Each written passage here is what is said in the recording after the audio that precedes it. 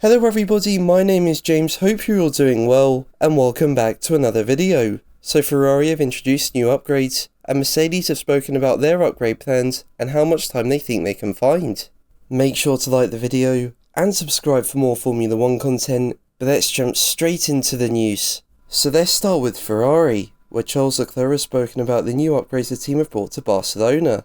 As we know, the team have had a difficult start to the season, with them sitting 4th place in the standings. While their one-lap pace is quite strong, in the race they just fall away, so the team do need upgrades to help get on top of the issue. Now, one change the team have made in Barcelona is their side pods, with them now featuring better packaging towards the rear and for the cooling channels in the car. This has also been complemented with upgrades to their floor, which is also a significant change to the previous version. Now, both Carlos Sainz and Leclerc have been cautious when asked about the upgrades, but Leclerc does feel the team will have a better understanding of their tyre degradation problems when they get out on track.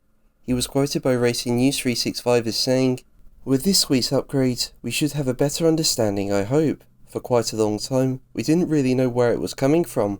We've started to understand from where it's coming from, and we're putting our efforts in it. But whether this will materialise when once it's on track, we'll see." Now for me, I do feel these upgrades have to put Ferrari on the right path.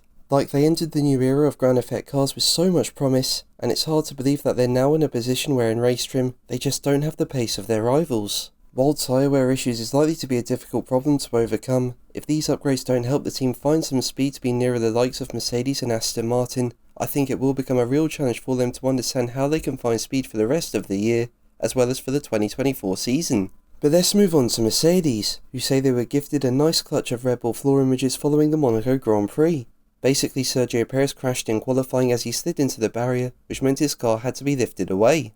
This meant everyone had a chance to take photos of the underneath of the car, and Mercedes technical director James Allison said the high-resolution images give Mercedes aerodynamicists something to pore over for their future car developments. He said, "We got a nice clutch of Red Bull imagery, and that's always a good thing for our aerodynamicists to pore over and see if we can pick out details that will be of interest for us in our ongoing test program."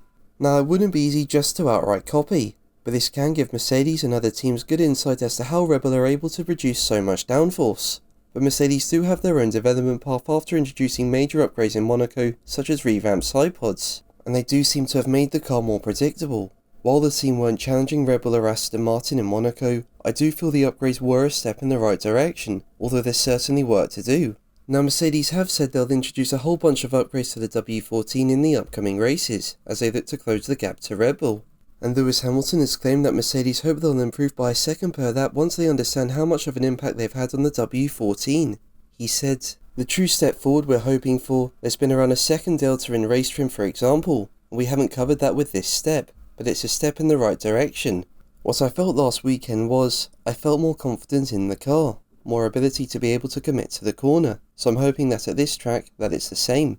But what do you think? Let me know in the comments below. But that's going to be the video from me today. Thank you ever so much for watching. Make sure to like and subscribe for more videos, and until the next one, take care.